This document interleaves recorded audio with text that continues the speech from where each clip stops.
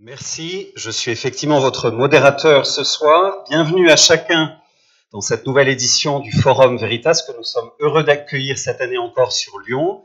Bienvenue aux initiés, aux habitués, aux curieux de tout poil. Ce soir, notre thème, écologie, l'homme mérite-t-il de survivre? Après s'être fait la guerre, avoir massacré des animaux et détruit son environnement, quelle perspective d'avenir pour l'homme? Alors pour traiter ce sujet, nous avons convoqué deux autorités sur la question, Cécile Duflot à ma droite et Jean-François Mouot à ma gauche.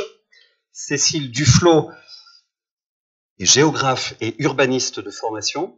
Elle a été secrétaire nationale du Parti écologiste Les Verts et puis Europe Les Verts Écologie, c'est ça? Écologie Les Verts, dans cet ordre-là, de 2006 aux dernières nouvelles, ça change souvent, de 2006 à 2012. Elle a été ensuite députée et ministre sous le gouvernement Ayrault 1 et 2. Et elle connaît aujourd'hui un engagement citoyen d'une autre nature. Elle dirige, directrice générale d'une ONG, Oxfam. C'est noté quelque chose comme ça. Oxfam France. Voilà, une ONG qui travaille qui œuvre contre les injustices et la pauvreté. Jean-François Mouot, est historien, lui, de formation, titulaire d'une thèse, d'un doctorat en histoire. Il a enseigné à Georgetown et à l'école des hautes études en sciences sociales. Il est aujourd'hui directeur d'Arocha France, qui est une association protestante qui œuvre en faveur de l'environnement. J'ai été complet? Vous pourrez rajouter si vous le souhaitez dans un instant. Juste vous dire la façon dont nous allons vivre cette soirée. Nous allons la vivre en 3 temps. En 3 temps, d'abord, nous entendrons 2 exposés, les exposés de nos 2 intervenants. 20 minutes chacun, nous les écouterons sans intervenir, puis nous les laisserons dialoguer entre eux dans un premier temps, une dizaine de minutes environ, puis nous ouvrirons l'espace de l'échange. Nous vous ouvrirons l'espace de l'échange ensemble. Ensuite, vous pourrez poser toutes les questions qui vous traversent. En tant que modérateur, je veillerai personnellement à la fois à la courtoisie des échanges, mais aussi au respect de l'équité des temps de parole, mais encore à la concision des questions et veillez surtout à ce que ce soit, je vous le dis déjà, que vous les prépariez, que ce soit des questions précisément, non pas des commentaires ou un exposé bis. Nous accueillerons des questions. Juste avant de céder la parole à Jean-François Mouot, qui a choisi, c'est convenu ensemble, de commencer, lui d'abord, son exposé. Je précise que cette soirée est enregistrée, elle sera bientôt disponible sur le site internet de des Forums Veritas, et à cet effet, je vous serai reconnaissant de bien vouloir éteindre vos portables. Je le fais avec vous. Regardez, maintenant. Voilà, pour éviter notamment de créer des interférences avec les caméras d'enregistrement. Jean-François Mouot, écologie, l'homme mérite-t-il de survivre? Vous disposez maintenant de 20 minutes pour nous expliquer votre point de vue. Alors, merci à toutes et à tous d'être venus aussi nombreux. Merci aussi au GBU qui organise ce forum Veritas. J'ai beaucoup de joie à être avec vous ce soir pour discuter des questions qui nous sont posées, qui sont des questions passionnantes, qui sont donc, je le rappelle, après avoir détruit son environnement, l'homme mérite-t-il de survivre? Et quelle perspective d'avenir pour l'homme? Alors, je vais tenter de répondre, ou en tout cas de donner quelques éléments de réflexion sur ces questions, en traitant de 4 points successivement. 4 points qui sont les questions qui sont posées par ces questions, en fait, et quels sont les présupposés derrière chacune de ces questions. Tout d'abord, la notion de survie. Est-ce que l'homme est vraiment en danger de mort? Deuxièmement, le problème du mérite et du jugement moral implicite derrière cette première question. Dans un troisième temps, j'aborderai la question des perspectives d'avenir de l'humanité et je contrasterai le découragement de nombreuses personnes avec l'espérance chrétienne pour l'avenir de la planète. Voilà le programme que je vais essayer de tenir en 20 minutes. Alors, il y a plusieurs présupposés, effectivement, derrière les questions qui nous sont posées, ce qui est normal, c'est des questions qui sont là pour susciter le débat. Alors, la première question, problème qui se pose, c'est celui de la notion de survie. Poser la question de la survie de l'humanité, c'est déjà poser l'ampleur du problème. En effet, les problèmes écologiques aujourd'hui menacent effectivement la survie de l'homme, au travers notamment des changements climatiques, de la perte de la biodiversité et de l'épuisement des ressources. Je crois qu'il n'y a pas tellement de doute sur ces constats, et aujourd'hui, il suffit d'ouvrir des journaux ou d'écouter la radio ou d'ouvrir la télévision pour entendre ce message à longueur de journée. Ce message, légèrement anxiogène, se traduit par l'apparition de nouvelles disciplines académiques, comme par exemple la discipline de la collapsologie, je ne sais pas si vous avez déjà entendu ce terme, hein, ou de l'effondrisme, si vous préférez. C'est un terme qui a été popularisé par un géographe américain qui s'appelle Jared Diamond, qui a publié un livre en 2005 qui s'appelle Collapse, qui est traduit en français par effondrement. Et aujourd'hui, vous aurez peut-être entendu parler d'un chercheur qui s'appelle Pablo Servigne, qui a publié en 2015 un petit manuel qui s'appelle Comment tout peut s'effondrer, petit manuel de collapsologie à l'usage des générations présentes. Alors, les problèmes environnementaux sont pas nouveaux, mais c'est la première fois sans doute que se pose la question de la survie de l'humanité. La survie de l'homme. Certes, dès les années 50 ou 1950-1960, on voit déjà que l'homme était préoccupé de sa survie à travers notamment du risque nucléaire, ce qui était nouveau, puisque auparavant, la survie de l'humanité avait jamais été mise en cause. Les peurs de fin du monde sont pas nouvelles non plus. Je vous renvoie par exemple à l'ouvrage d'un historien qui est pas nouveau, qui a été publié en 1957, qui s'appelle Les fanatiques de l'apocalypse, qui retrace l'histoire de ces mouvements millénaristes, comme on les appelle, c'est-à-dire les mouvements de croyants qui avaient peur de la fin du monde ou qui craignaient, qui anticipaient le retour de Jésus-Christ et qui ont connu un certain nombre de révoltes et de soulèvements populaires tout au long du Moyen-Âge notamment. Mais ce qui est intéressant de noter, c'est que ces peurs étaient à chaque fois des peurs plutôt d'origine, on pourrait dire, religieuse. C'est-à-dire, elles étaient liées soit à une crainte de la fin du monde, déclenchée par Dieu, ou à un retour de Christ. Et je trouve que c'est intéressant et paradoxal de remarquer quelque chose à ce stade, c'est que on vit dans une société qui se dit laïque, post-chrétienne, post-moderne, et qui a voulu chasser justement le christianisme en quelque sorte en disant on veut se débarrasser de ces problèmes de culpabilité, ces problèmes d'angoisse par rapport à la fin des temps, etc. Et on voit que les peurs de la fin du monde, en fait, aujourd'hui, reviennent en force de manière un peu inattendue, par la petite porte, si vous voulez, alors qu'on croyait s'en être débarrassé, par l'intermédiaire justement de ces craintes autour des problèmes écologiques. Le deuxième paradoxe, c'est que alors qu'aujourd'hui, presque plus personne ne veut croire à l'enfer, on voit réapparaître une peur de l'enfer, justement, sous la forme de réchauffement de la planète, qui pourrait atteindre jusqu'à 6 degrés, qui pourrait transformer la Terre en pratiquement un enfer. Et j'ai beaucoup été intéressé par la réflexion à ce sujet d'un journaliste britannique qui s'appelle George Monbiot, qui est très connu en Grande-Bretagne, qui est athée militant, donc il n'est pas du tout chrétien, mais qui compare, dans un livre qu'il a écrit en 2005, notre utilisation des énergies fossiles aujourd'hui à ce qu'il appelle un pacte faustien. C'est-à-dire, je ne sais pas si vous connaissez un petit peu l'histoire de Faust. Faust, c'est donc quelqu'un c'est une histoire qui date, qui a été écrite d'abord par Christopher Marlowe au XVIe siècle.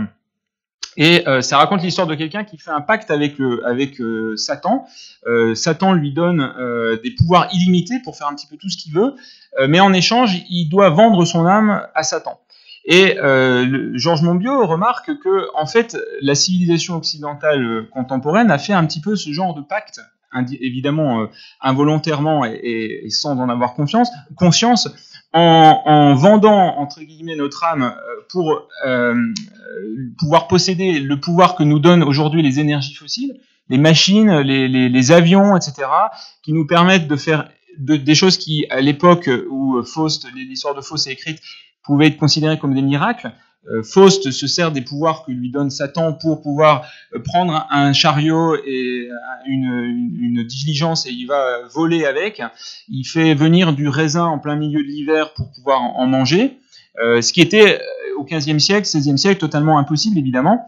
Mais en échange, il a donné son âme au diable. Et donc, à la fin, Satan vient pour réclamer son dû, et il termine en enfer. Et Georges Monbiot explique que, aujourd'hui, voilà, on a un peu, en quelque sorte, vendu notre âme au diable en échange du pouvoir que nous donnent les énergies fossiles, et qu'on se retrouve avec un problème infernal, si j'ose dire, à gérer aujourd'hui.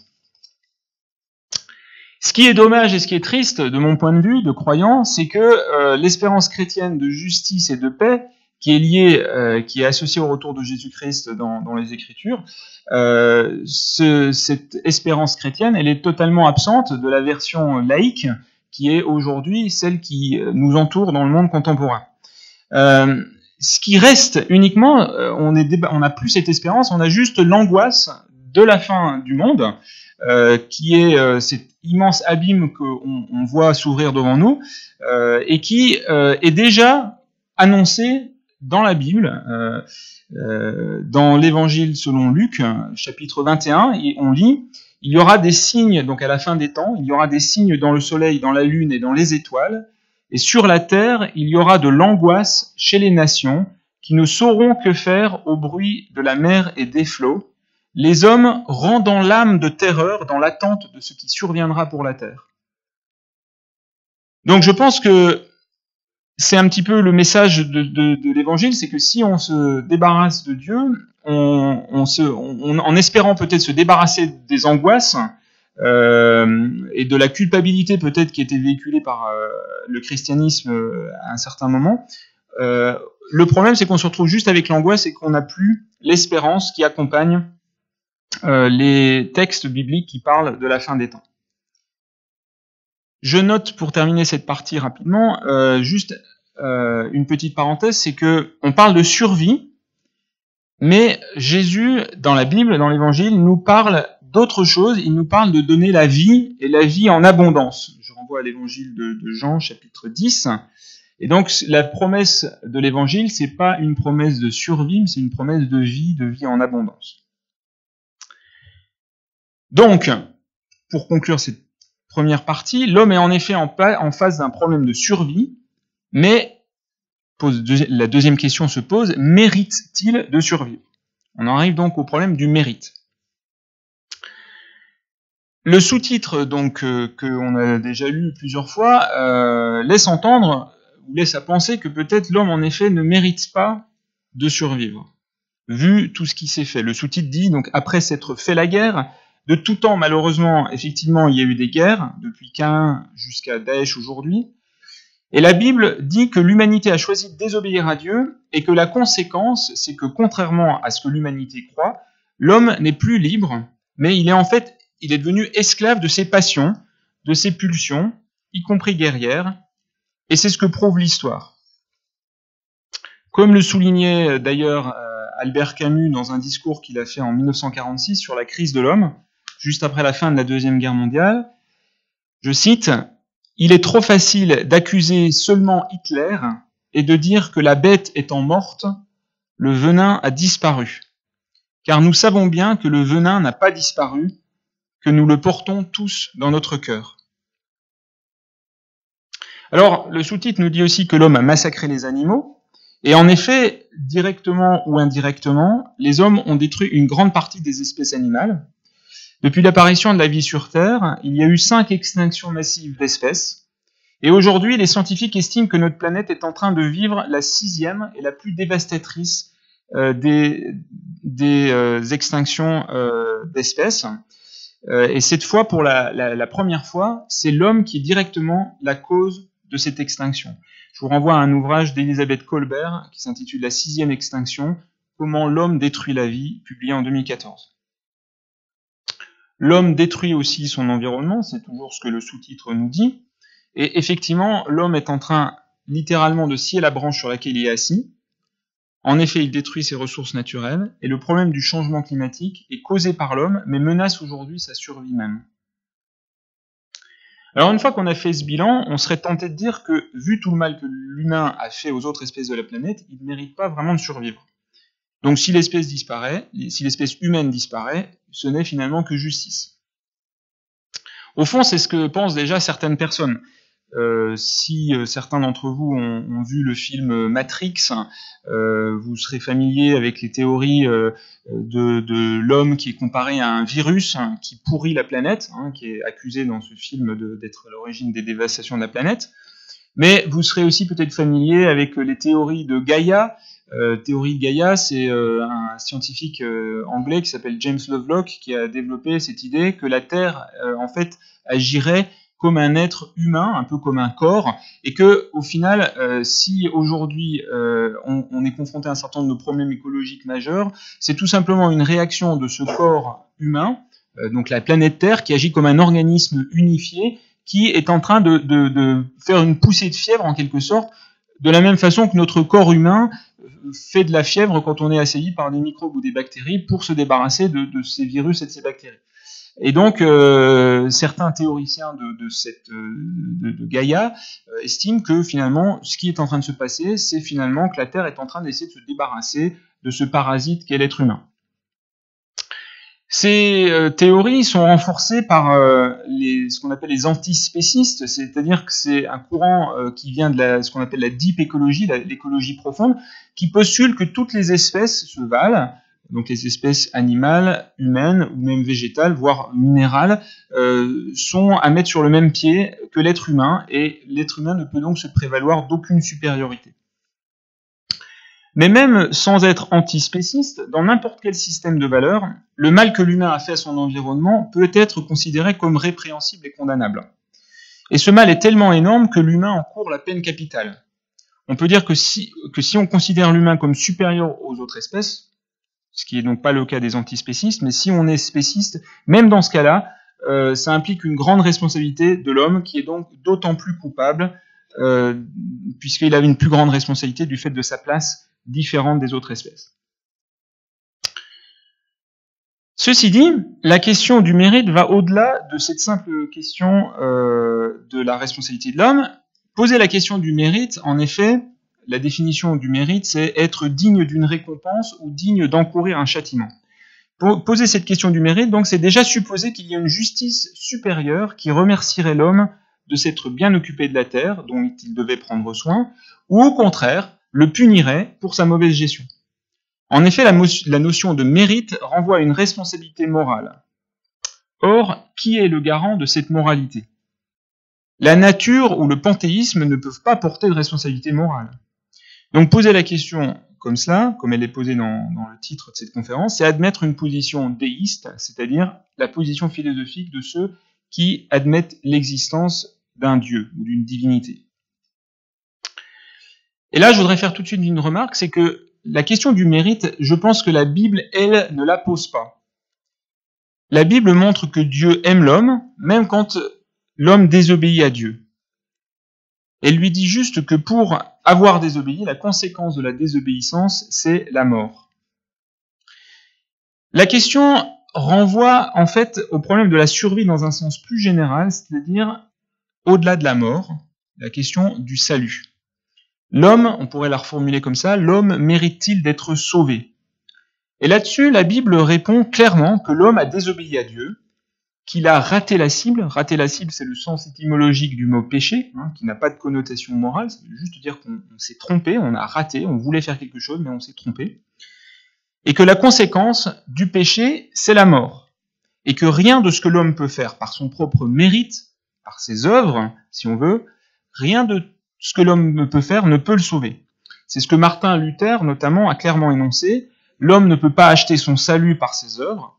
C'est pas en achetant, vous connaissez l'histoire des indulgences, la construction de la cathédrale Saint-Pierre à Rome. C'est pas en achetant des indulgences pour permettre la construction de cette cathédrale, disait Luther, qu'on peut acheter son salut, qu'on peut être pardonné de ses péchés.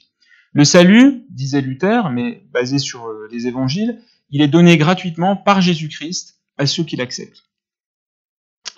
Donc la survie, si vous voulez, le salut, sur terre comme dans la vie promise après la mort, ne vient donc pas de notre propre mérite, selon la Bible, il ne vient pas des efforts qu'on peut faire avec nos petits bras musclés, mais bien de Jésus-Christ seul qui nous offre le salut gratuitement.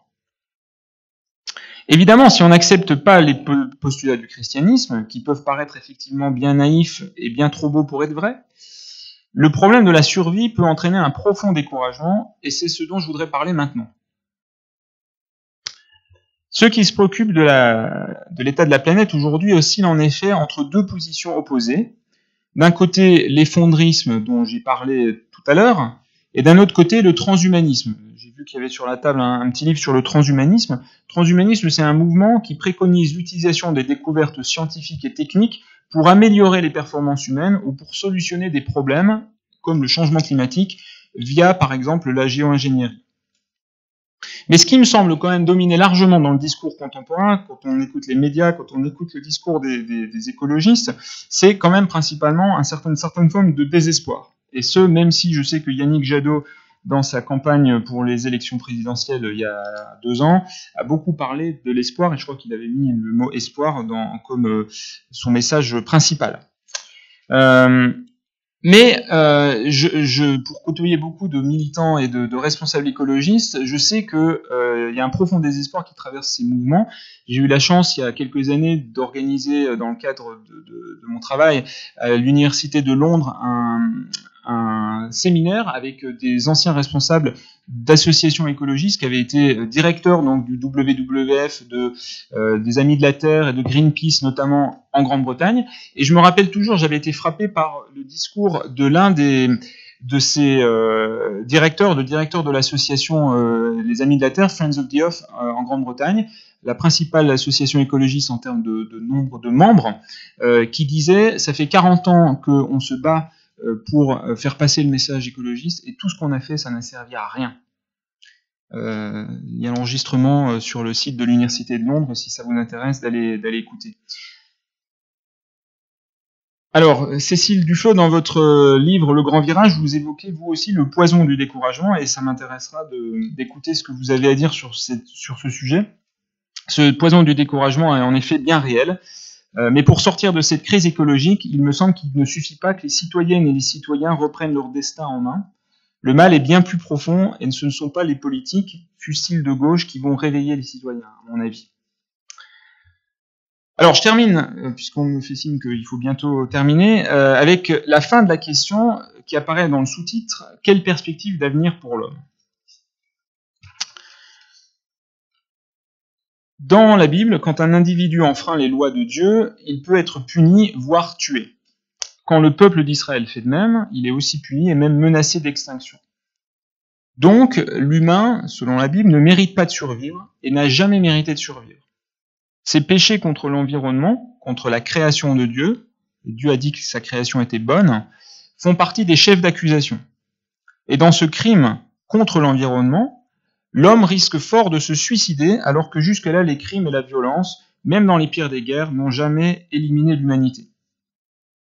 Face au désespoir, je remarque que les responsables écologiques en appellent souvent aux religions et à la spiritualité.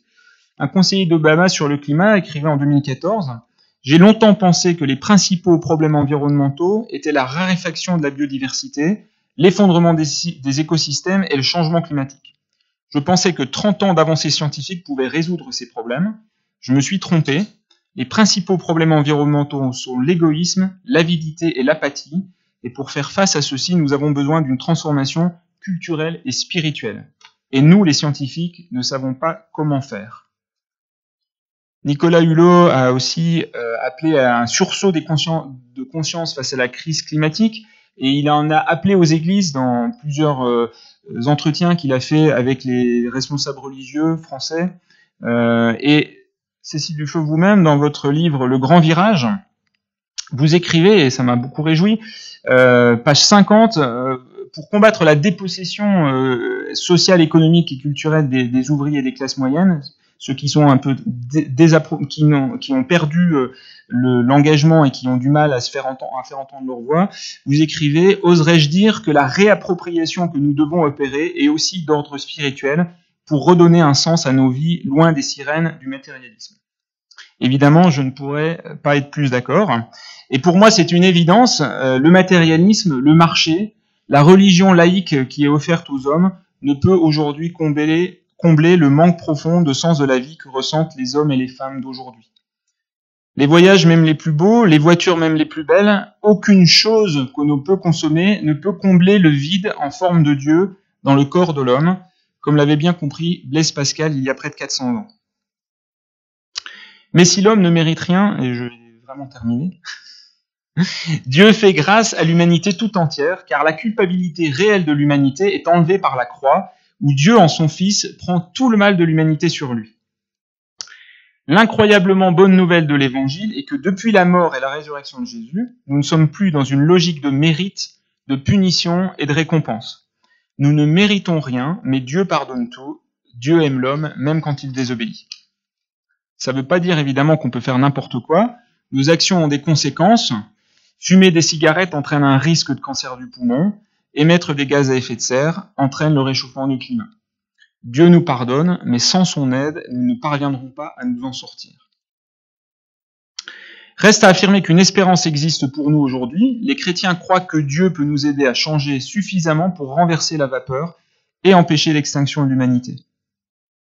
Surtout, il promet le pardon et la guérison en cas de repentance et de changement de comportement. J'avais des extraits que je ne vous lirai pas parce que notre modérateur s'impatiente, je le vois. Et je termine quand même juste par deux petites dernières phrases. C'est en Dieu que je place mes espoirs de salut pour l'humanité. La planète est pour moi et pas en mes petits bras musclés. Et c'est parce que je sais que je suis aimé et pardonné que je veux travailler à prendre soin de la création de Dieu, de l'environnement. Savoir que ce n'est pas moi, que ce n'est pas nous qui pouvons sauver la planète, paradoxalement, me donne la foi, l'espérance et l'amour d'œuvrer pour en prendre soin. Merci beaucoup et désolé d'avoir débordé. Merci.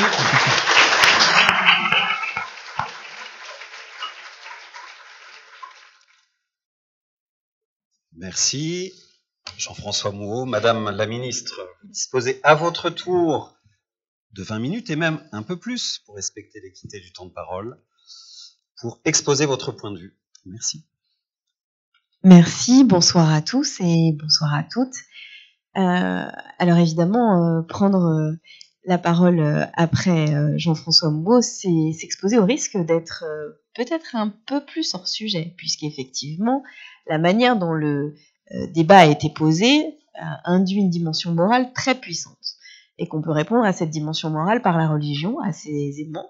Et finalement, c'est très rassurant de penser que si Dieu et la Bible indiquent que nous sommes sauvés et pardonnés, quoi qu'il arrive, c'est pas si grave.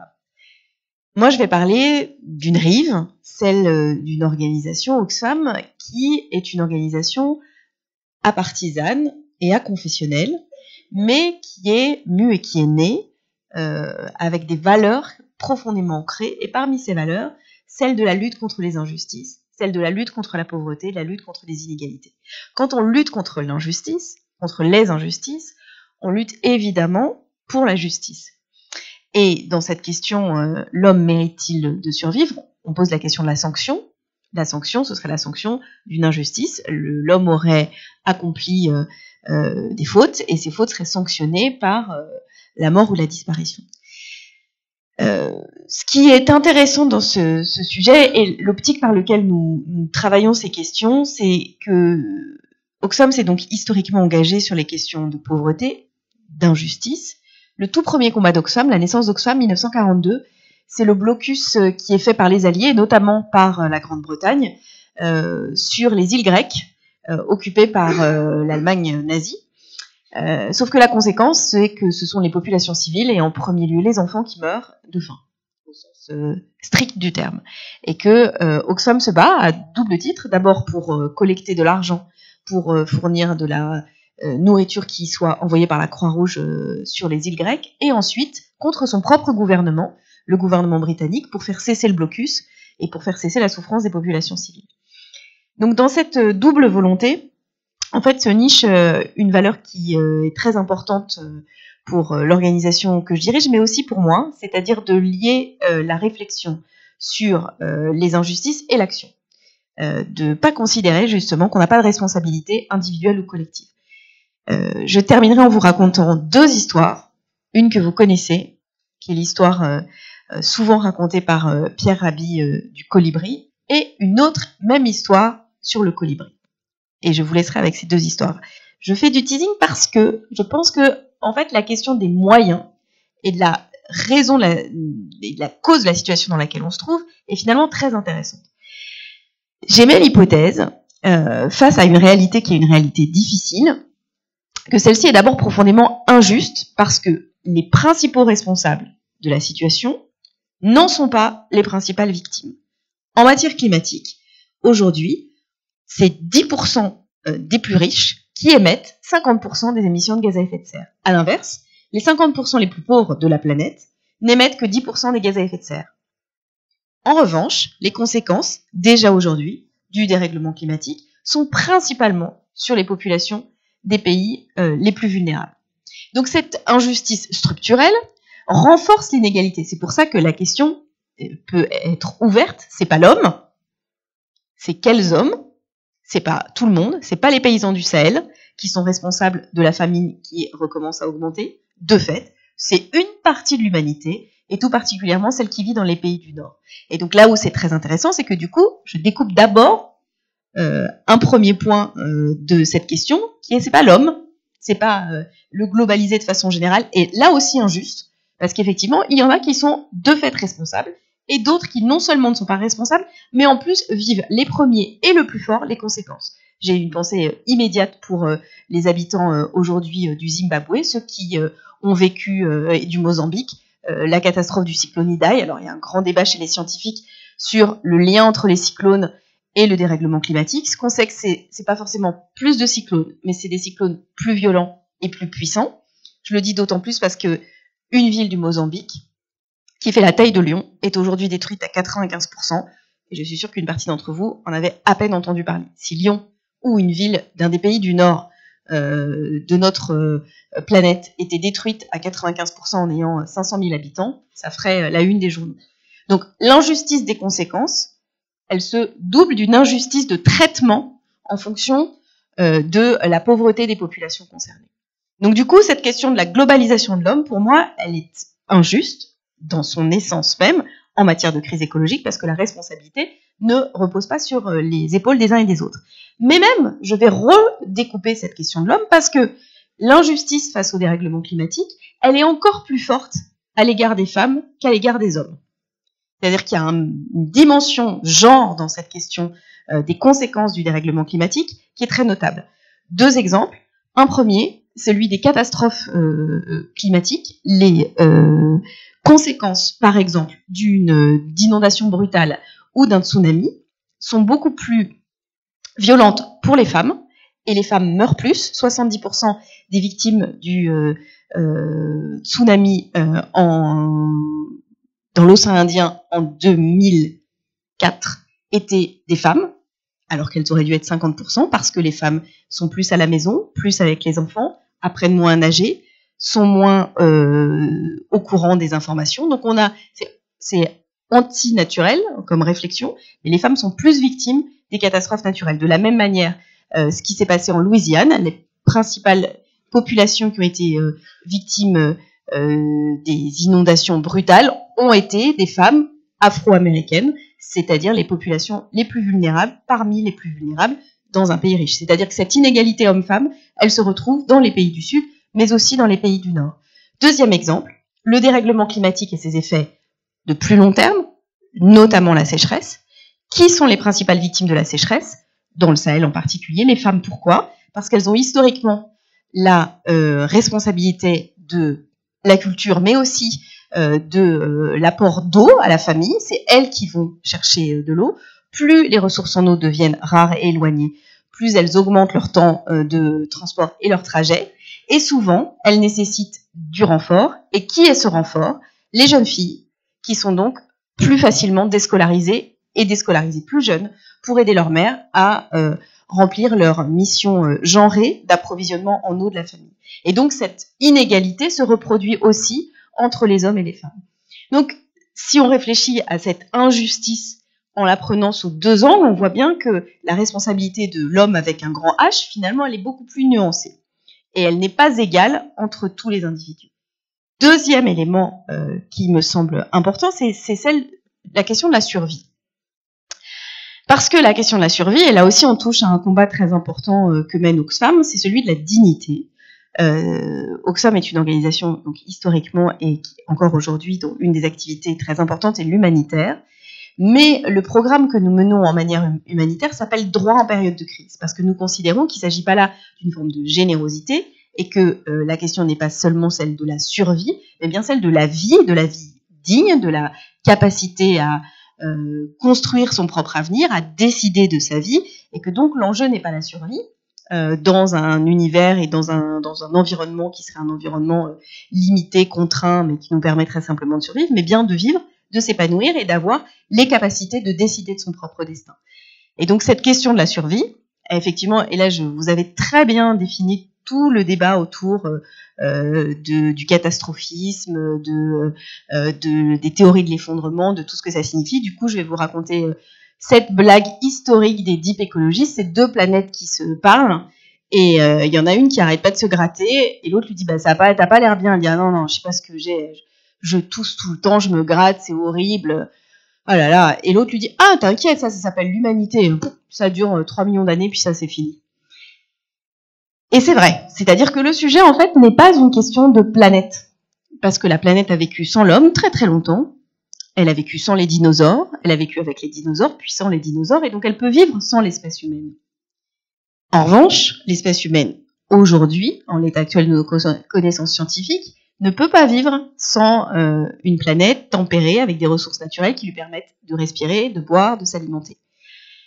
Particulièrement, cette espèce humaine, à l'égard des autres espèces, et je ne reviendrai pas sur ce que vous avez dit, a été assez brutale. Elle a pu conduire à l'extinction de certaines espèces. Mais, de façon assez étonnante, elle ne présente que très peu d'atouts biologiques. Aucun d'entre vous, même en regardant bien, n'a de carapace, n'a de super griffes qui lui permettent de creuser des terriers, ne sait grimper dans un arbre et construire un nid, ne sait courir très très vite, ne sait chasser de façon évidente en poursuivant des proies.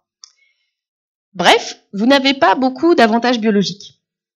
Les femmes, et conséquemment l'ensemble de l'espèce, ont eu cette idée un peu bizarre, alors qu'elles étaient des quadripèdes, de se mettre sur 2 pattes, avec des conséquences très discutables sur l'efficacité de la mise bas de notre espèce, qui fait que nous sommes obligés d'accoucher de bébés qui ne sont pas du tout terminés, et qui sont donc au minimum dépendants de nous pendant environ 18 mois à 2 ans, un girafon, un petit gnou, n'importe quel mammifère, a à peu près les capacités d'un enfant de 18 mois, 2 ans. Nous, nos enfants, nos bébés, nos petits, on est obligés de s'en occuper de façon intense pendant au moins 18 mois, et d'ailleurs en général plutôt 18 ans. Et donc ça, c'est quand même un gros inconvénient. On cumule les inconvénients. Comment nous avons réparé ces inconvénients? Par 2 choses très importantes. La première, c'est une capacité à la coopération. C'est-à-dire, justement, comme tout seul, on ne pouvait pas attaquer un mammouth, on s'est mis à plusieurs. On s'est organisé en société. Et la deuxième, c'est une capacité à comprendre notre environnement et à l'utiliser, à fabriquer des outils, à domestiquer des animaux, à l'agriculture, enfin, toute cette histoire de l'humanité que bien d'entre vous connaissent. Donc il y avait quand même 2 éléments fondamentaux dans l'humanité, ce lien avec la nature et la compréhension de son environnement, et aussi la coopération. Et ce qu'il faut dire, c'est que ces 150 dernières années, ces 200 dernières années, on a rompu de façon très importante avec ces 2 éléments. On s'est mis à consommer, en particulier les ressources fossiles, de manière très importante et de manière complètement déconnectée de la capacité de récupération et de reproduction de ces ressources naturelles. Et les inégalités, donc entre différents pays, mais même au sein d'une même société humaine, se sont accrues avec un écart qu'on n'a jamais connu dans l'histoire de l'humanité. Donc ces 2 dérèglements sont, à mon avis, sans doute des causes de la situation dans laquelle on se trouve. Mais comme le dit très joliment Paul Hawken, qui est un écologiste américain, il dit « L'humanité, c'est à la fois la cause et le remède. C'est à la fois le virus et la réponse immunitaire. Et c'est ça qui est passionnant. C'est le troisième élément qui me semble être une des spécificités de notre espèce. Et je vous invite, pour le coup, à lire un des livres qui m'a fait le plus réfléchir dans les derniers mois, qui s'appelle Le Retour de Moby Dick, qui est le livre d'un éthologue qui travaille sur les cachalots et qui raconte la société des cachalots, qui sont des animaux qui finalement nous ressemblent assez. Ils sont très sociaux, eux aussi s'occupent de leurs petits pendant très longtemps, mais ils ont un besoin naturel important, aller se nourrir à très grande profondeur, parce qu'ils mangent du krill qu'il faut aller chercher à plusieurs kilomètres sous la surface des océans. Mais une fois qu'ils sont nourris, pas de sujet. Ils jouent, ils s'occupent, ils discutent, ils communiquent, ils profitent de la vie. Ils construisent pas de maison, ils construisent pas d'immeubles, ils n'ont pas à accumuler sur un compte en banque, ils n'ont pas vraiment à faire d'études. Ils ont un rapport à la vie et au temps qui a beaucoup à nous apprendre. C'est pour ça que je fais juste une petite incise, la question de la spiritualité à laquelle vous avez fait référence, pour moi, elle se trouve dans plein de sujets. Effectivement, elle est très importante. Je ne sais pas quelle est la spiritualité des cachalots. En tout cas, ce que je sais, c'est que nous, parmi nos spécificités d'espèce humaine, nous avons le fait que votre présence ici ne répond à aucun besoin biologique de base. Vous n'avez pas besoin de venir ici pour pouvoir manger, ni pour pouvoir boire, ni pour pouvoir respirer. Mais l'espèce humaine, à la fois été capable de coopérer, mais a surtout été capable de créer des problèmes pour trouver des solutions. Je pense que c'est une des grosses spécificités de notre espèce. On a eu de cesse que d'inventer des problèmes, et je pense que la question des conflits est aussi une des questions qui s'explique comme un des éléments de problème à résoudre, et que là, on s'ennuyait. On a quand même été capable d'aller même sur notre satellite, de pouvoir réussir à construire une arme qui pouvait détruire plus que 3 fois notre planète, ce qui, quand on y réfléchit, est quand même sans utilité énorme. Et maintenant, on s'est inventé un problème quand même très important, c'est-à-dire qu'on n'est pas sûr qu'on n'a pas complètement déréglé notre planète, qui est pourtant le seul espace sur lequel on peut vivre. Et que donc, on s'est mis un problème très haut niveau pour voir si on allait être capable de le résoudre, puisque tous les autres, jusqu'à présent, on les avait résolus et qu'on s'ennuyait un peu. Je le dis en souriant et à moitié pas en souriant. Cette question des inégalités folles, ce dernier rapport qui a été sorti par Oxfam qui montre que 26 milliardaires possèdent autant que la moitié de l'humanité. Quand on se pose 2 secondes, ça a quel sens? Ça a quel sens? En quoi c'est utile d'être aussi riche, de posséder un patrimoine aussi considérable? Ça n'a même pas tellement d'utilité à l'échelle d'une vie humaine, que pour l'instant, même si les transhumanistes fantasment et angoissent aussi, ça n'a pas tellement d'utilité. Sans doute que justement, la question qui nous est posée, et ce mérite-t-il de survivre, et donc je vais revenir sur le fait que mérite, en fait, c'est vraiment avoir comme méritum la récompense, c'est-à-dire qu'on cherche tous ensemble à trouver cette solution, et on s'est sans doute obligé à résoudre un problème qui nécessite une coopération à l'échelle de la planète pour réinventer une nouvelle étape de notre humanité. Et c'est pour ça que ce défi, il est si passionnant finalement, et qui n'est pas dépressif. C'est parce que, évidemment, alors on peut le voir comme l'enfer, parce que ça chauffe, ça c'est bien vu, effectivement, c'est vrai, mais le dérèglement climatique, c'est moins le réchauffement climatique que des épisodes météorologiques et des catastrophes climatiques plus rapprochées, plus intenses, plus violentes. Donc c'est aussi des vagues de froid, c'est des pluies très violentes, avec ce que ça signifie en termes d'inondation, c'est la montée du niveau des océans, c'est pas juste qu'on va tous avoir très chaud.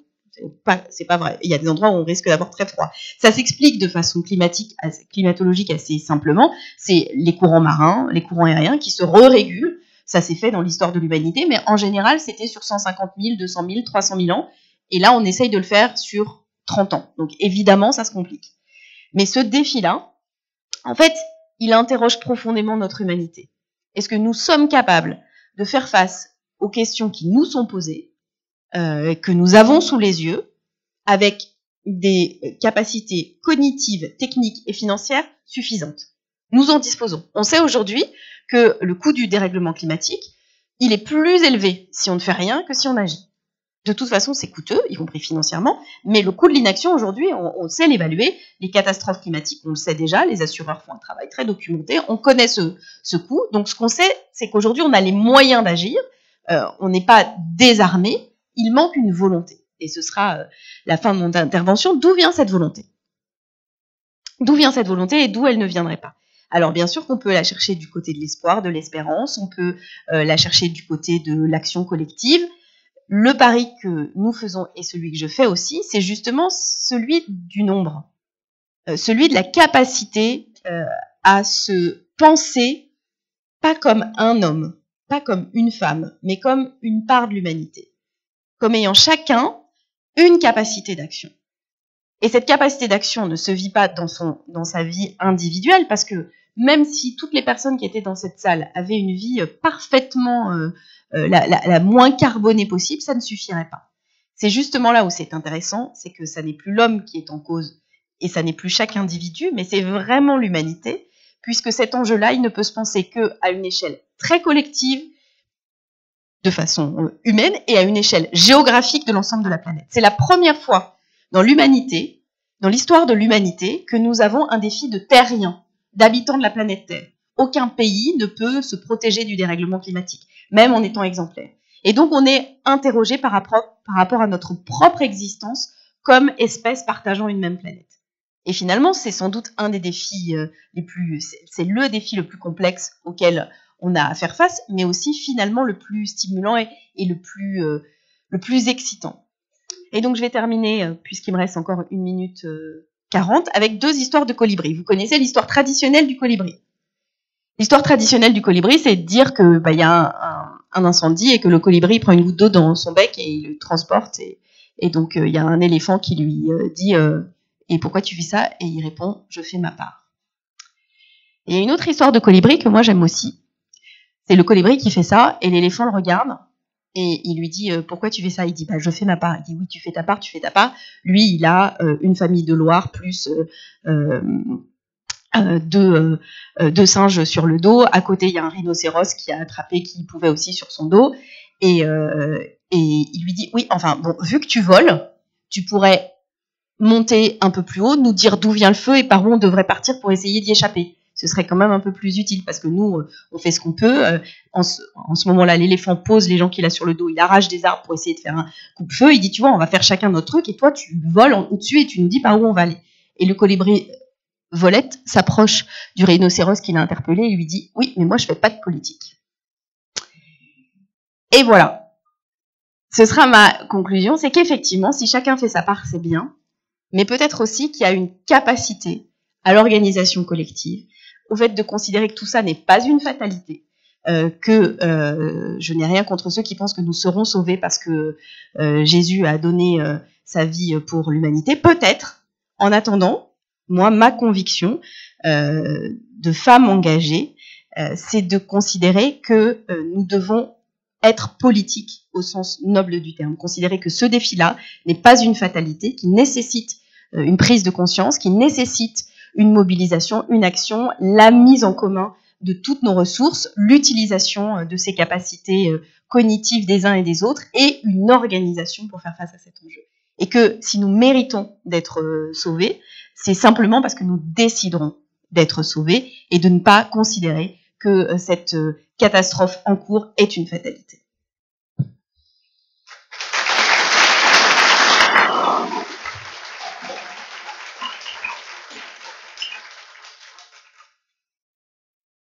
Merci. Voilà, comme annoncé, on va donner à nos 2 contradicteurs une dizaine de minutes pour réagir à leurs exposés respectifs, interagir, peut-être rappeler des précisions complémentaires sur l'exposé de l'autre. Qui veut commencer? Qui a une question?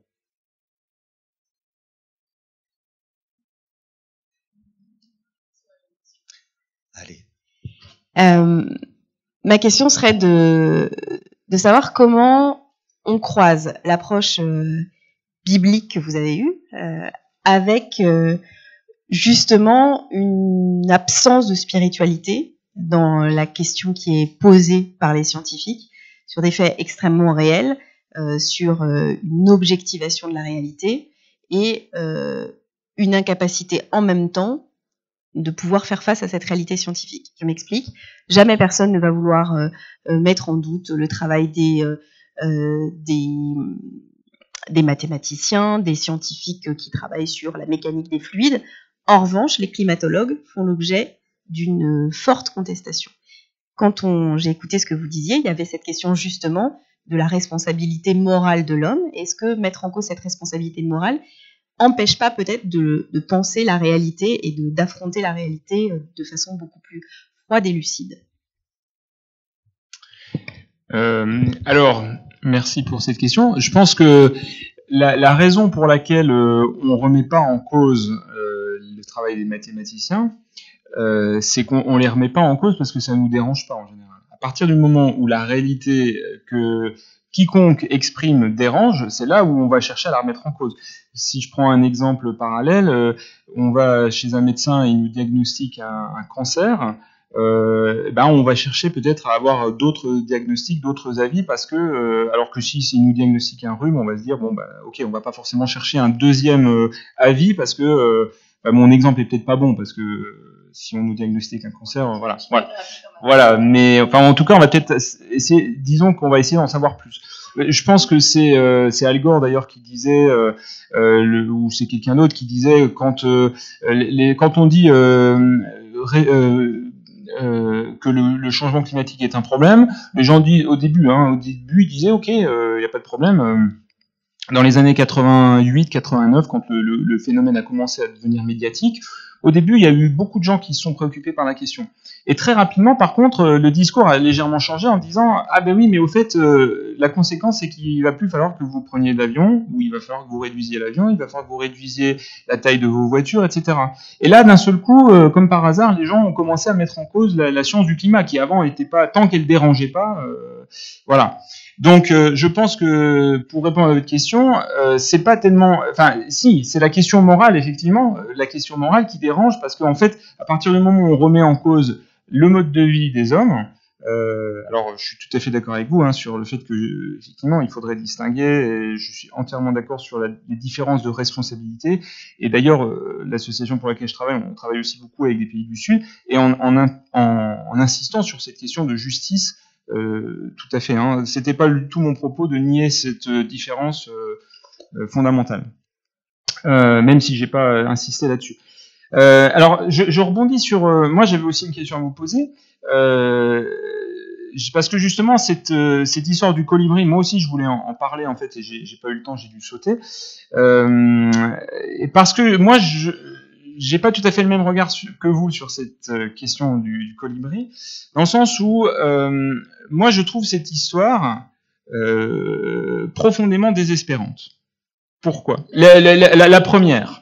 La deuxième, j'ai compris que c'était de l'humour et que voilà. Encore que bon, on pourrait en rediscuter. Mais la première, donc celle qui est racontée par Pierre Rabhi, etc. Je trouve cette histoire profondément démotivante. Pourquoi ? Parce que en fait, le message subliminal derrière cette histoire, c'est la plupart des gens, enfin peut-être c'est moi qui ai l'esprit mal tourné, je sais pas, mais ont tendance à se dire, mais un peu la réflexion de l'éléphant, c'est-à-dire en réalité le colibri il va pas sauver, il va pas éteindre l'incendie, il n'est pas capable, même si tous les autres animaux, les éléphants, etc. Je vis dans une région où il y a beaucoup d'incendies de forêt, je peux vous dire que c'est impressionnant. Et pour moi, je trouve que cette histoire du colibri, ça m'a jamais vraiment parlé, ça m'a jamais convaincu, et au contraire, c'est plutôt démoralisant. Alors moi, ce que j'aurais envie de dire au colibri, c'est va chercher les pompiers, voyez, pour que là, on ait vraiment qu'on ait des moyens équivalents à l'incendie de forêt. Pour moi, évidemment, le pompier, vous avez compris, c'est Dieu. Et ce que je voulais pas dire, ce que je tenais à dire par rapport à ce que vous avez peut-être je me suis mal exprimé. En aucun cas, je préconise d'attendre patiemment face à l'incendie qu'il continue, parce que de toute façon on est sauvé. C'est en aucun cas le discours que j'ai voulu faire passer ce soir. Et je me bats même très fortement contre ce discours tout apathique, etc. Et je pense pas du tout que Dieu nous demande ça. L'histoire que je préfère qui tirait de la Bible par rapport à la réponse au colibri, je dirais, c'est plutôt celle de la multiplication des pains dans les évangiles, où là, il y a une foule de 5000 personnes, pour ceux qui connaissent pas l'histoire, il y a une foule de 5000 personnes à nourrir. Jésus a parlé toute la journée, les gens sont affamés, ils sont épuisés, etc. Et les disciples vont voir Jésus, ils disent, là, on a un problème, les gens peuvent pas vraiment rentrer chez eux, il y en a un qui risque de tomber d'inanition, etc. Qu'est-ce qu'on peut faire? Et on n'a absolument rien pour les nourrir. Et Jésus leur dit, qu'est-ce que vous avez? Et là, il y a un petit enfant, les disciples disent, c'est impossible, on va jamais s'en sortir, la même attitude que peut-être on pourrait avoir face au changement climatique. Et là, il y a un petit enfant, j'aime bien le fait que c'est un petit enfant naïf, qui a rien compris au film en quelque sorte, qui dit, moi j'ai quelques pains et quelques poissons. Et Jésus, il prend les pains et les poissons et il multiplie. Et c'est vraiment la philosophie de notre association, mais c'est très important de faire la distinction entre justement la philosophie du colibri où on estime qu'on va pouvoir s'en sortir nous-mêmes, même en faisant collaborer toutes les personnes qui pourront se joindre à nous. C'est plutôt l'idée qu'on apporte, on fait quelque chose, parce que ça c'est essentiel, et Dieu nous demande de le faire, nous demande de prendre soin de la création, nous demande de prendre soin de nos prochains. Je parle trop longtemps, je sais, je termine. Mais c'est de dire, on s'attend à ce que Dieu transforme le cœur des hommes, parce que le problème me paraît beaucoup plus compliqué que ce que vous dites, mais là j'arrête parce que je sais que je vais me faire taper sur les doigts. Alors là, forcément, moi quand je vous écoute, je disais il faut appeler les pompiers, et jusque-là je peux être d'accord, ce qui finalement est assez politique, de dire en fait pour éteindre un incendie, c'est pas des gouttes d'eau qu'il faut, c'est des canadaires. Mais vous dites les pompiers c'est Dieu. Donc peut-être, à cet instant, peut-être. En attendant, comme on est quand même, enfin en tout cas à titre personnel, je pense pas que c'est sûr qu'il va réussir à faire en sorte que le pétrole reste dans le sol. Je propose qu'on ait une politique très offensive à l'égard des paradis fiscaux, qu'on décide de taxer différemment les riches et les pauvres, qu'on ait une vraie fiscalité écologique redistributive. Enfin, que peut-être, enfin, je sais pas, je veux pas du tout ni être désobligeante, ni mettre en cause ceux qui ont la foi, mais comme je suis pas, moi, à titre personnel, très sûr que Dieu arrive à résoudre direct le problème du dérèglement climatique, et que j'ai quand même envie que l'humanité, pour tout ce qui, justement, n'est pas utile pour la capacité de création artistique, pour l'amitié, pour les relations qu'on tisse entre les humains, pour ce que veut dire l'amour, pour la poésie, pour la chanson, pour tout ça, tout ce qu'a produit l'humanité pendant ces millions d'années, je pense que pour le coup, elle mérite d'être sauvée. En tout cas, elle mérite que d'autres la connaissent et qu'elle soit conservée. Et que du coup, les pompiers, aujourd'hui, ce sont des décisions politiques et des décisions qui seront prises grâce à la pression des citoyens et grâce à la volonté des citoyens. Et que je supporte pas, en revanche, le discours qui consiste à renvoyer chacun à sa responsabilité individuelle.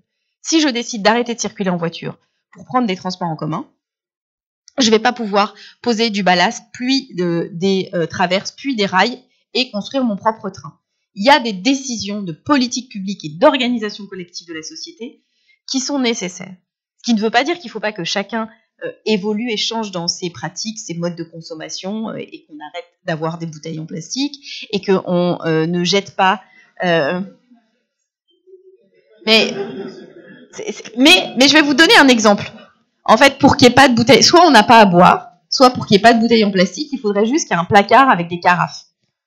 Mais ici, on est dans une université. Si personne décide de mettre un placard avec des carafes, elles vont pas arriver par génération spontanée.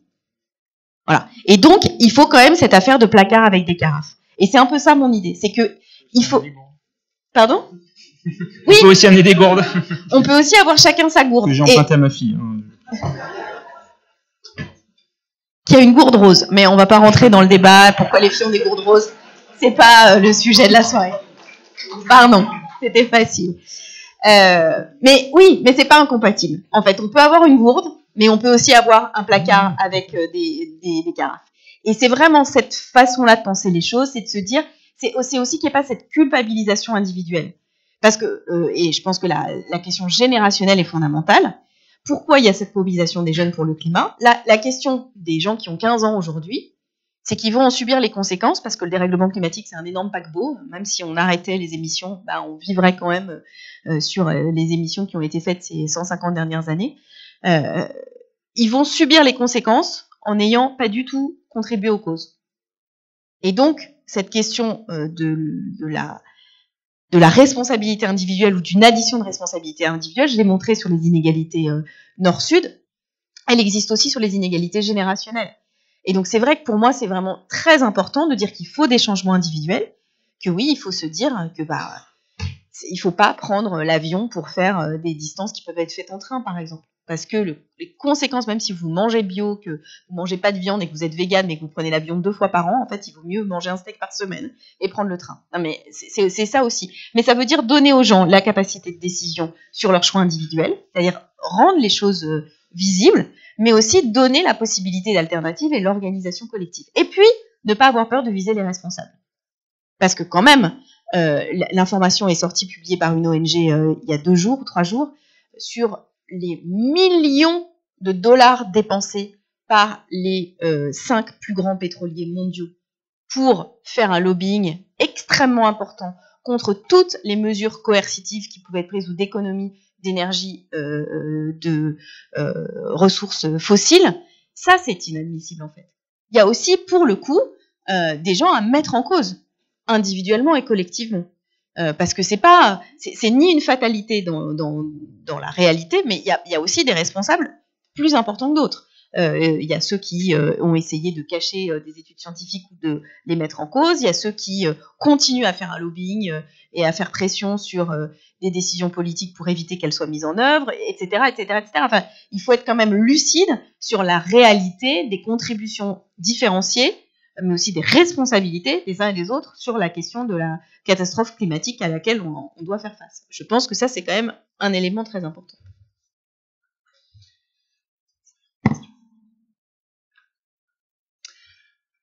C'est à vous. Je pense qu'il y a un ou des micro-baladeurs qui se baladent. Voilà. Une question. Merci je rappelle ce que j'ai dit tout à l'heure, de veiller à ce que ce soit bien une question concise et dirigée vers un des 2 orateurs. Vous spécifiez l'orateur à qui s'adresse la question. Merci beaucoup. Je vais éviter de faire un exposé du coup. Je voudrais vous remercier pour vos 2 interventions qui étaient très intéressantes et justement par leur différence. Je vais poser une question à Madame Duflo au sujet des inégalités, dont vous parlez beaucoup aussi de par votre travail, votre responsabilité actuelle. Ma question est, si j'ai bien compris, en travaillant sur les inégalités, c'est une façon de répondre à la crise écologique. Mais aujourd'hui, rétablir les inégalités, ça veut dire mieux répartir les ressources. Est-ce que le problème, c'est pas le fait d'avoir des ressources? Est-ce qu'aujourd'hui, si on ne donnait pas des ressources aux personnes qui n'en ont pas, ils ne consommeraient pas comme ceux qui en ont déjà? Est-ce qu'on ne se trompe pas de combat? C'est une bonne question. Pourquoi on fait le lien entre inégalité et crise écologique? Parce que la crise écologique, et notamment les conséquences du dérèglement climatique, aggravent les inégalités et une partie d'entre elles naissent de la réalité du dérèglement climatique. Aujourd'hui, la faim dans le monde avait vécu presque 15 ans de baisse ininterrompue et inversée depuis 3 ans, notamment du fait de la sécheresse et en particulier dans la région sahélienne, conséquence directe du dérèglement climatique. C'est-à-dire que cette question de la faim, où il y avait une mobilisation internationale qui avait porté ses fruits, pareil avec l'extrême pauvreté, on sait aujourd'hui, c'est des chiffres de la Banque mondiale, que sans doute 100 millions de personnes supplémentaires basculeront dans l'extrême pauvreté d'ici 2030 à cause du changement climatique. Donc ce lien inégalité et changement climatique, il est réversible dans les 2 sens. Ce que j'entends dans votre question, c'est de dire « Ah oui, mais si les pauvres étaient moins pauvres, ils consommeraient comme les riches, et du coup, ce serait encore pire. » Je pense que là, il faut faire très attention à cette lecture-là, parce que c'est une vision assez surplombante, finalement. Pour la bonne et simple raison que ceux qui vivent aujourd'hui les conséquences du changement climatique, je l'ai dit, ce sont les plus pauvres. Les pays qui ont réussi à interdire réellement les sacs plastiques, c'est un pays comme le Kenya, un pays d'Afrique australe. Les pays qui vont vers un modèle agroécologique plus intelligent, beaucoup moins consommateur d'engrais, ce sont des pays qui sont des pays d'Afrique de l'Ouest notamment. Donc cette question-là, c'est finalement en fait une façon de se dédouaner de la pauvreté en disant finalement tant qu'ils sont pauvres, ils émettent moins de gaz à effet de serre et c'est peut-être pas si mal. Par ailleurs, ce dont parle Oxfam, c'est de redistribution et notamment d'accès aux services publics. Le principal sujet aujourd'hui, c'est que les paradis fiscaux, les inégalités de fiscalité, voire les reculs considérables qu'il y a eu dans la fiscalité des grandes fortunes ou des entreprises, ont eu pour conséquence de dégrader l'accès aux services publics, et notamment aux services publics fondamentaux que sont ceux de la santé et de l'éducation. Et donc, le choix, c'est entre les fortunes privées et les services publics. Il ne s'agit pas de redistribuer de façon monétaire cet argent, mais de donner accès à ce qui permet d'avoir les moyens de son émancipation. On ne crée jamais le bonheur des gens, mais quand même, quand on est sûr qu'on peut emmener ses enfants à l'hôpital et les faire soigner, on est plus serein face à l'avenir que quand on a, comme dans un certain nombre de pays du monde, soit le choix entre ne pas être soigné, soit celui de dépenser des fortunes qu'on n'a pas, soit tout simplement de ne pas avoir accès à un service de santé.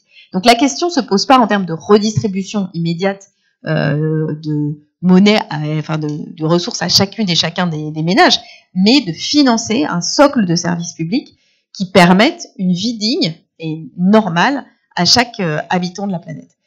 Donc cette question de la fiscalité, cette question de la redistribution, cette question des moyens donnés à l'action publique, ça vaut pour les services publics, mais ça vaut aussi pour la transformation du secteur agricole, par exemple. C'est pour ça que, à l'inverse, les femmes, j'ai dit qu'elles étaient les principales victimes, elles sont probablement un des leviers les plus importants de lutte contre le dérèglement climatique. Pourquoi ? Parce que ce sont très majoritairement elles qui produisent les ressources alimentaires, ce sont elles qui se privent les premières d'ailleurs en situation de famine, et on sait très bien qu'avec des méthodes d'agroécologie qu'on a développées qui permettent aussi de s'adapter au changement climatique, on peut augmenter la productivité de 40%, et donc attaquer à la racine la question de la famine dans un certain nombre de zones du globe, parmi les plus pauvres, je pense à une grande partie du territoire africain, mais aussi à l'Asie du Sud-Est. Donc, je pense qu'il faut bien avoir en tête que cette question de redistribution, elle vaut sur les services fondamentaux, les services publics fondamentaux, et pas sur des modes de vie qui seraient les mêmes modes de vie. Ensuite, le vrai sujet, c'est comment on change les modes de vie des pays du Nord, et notamment par des modes de consommation, des modes de production qui soient complètement différents de ce qu'on fait aujourd'hui. Parce qu'aujourd'hui, le vrai problème, et là je rejoins très bien ce que vous avez dit sur égoïsme, avidité, apathie, c'est que en fait, on produit, c'est les limites absolues du système productiviste, pour satisfaire des besoins qui parfois n'existent pas. Quand 30% de la nourriture produite est gaspillée, ça ne fait du bien à personne. C'est vraiment une catastrophe sans bénéfice pour qui que ce soit, excepté pour quelques grosses firmes d'agroalimentaire qui redistribuent des dividendes à leurs actionnaires. Mais il faut aussi avoir bien en tête qu'un certain nombre de ces éléments de politique collective sont des éléments qui sont finalement bénéfiques, y compris pour la société.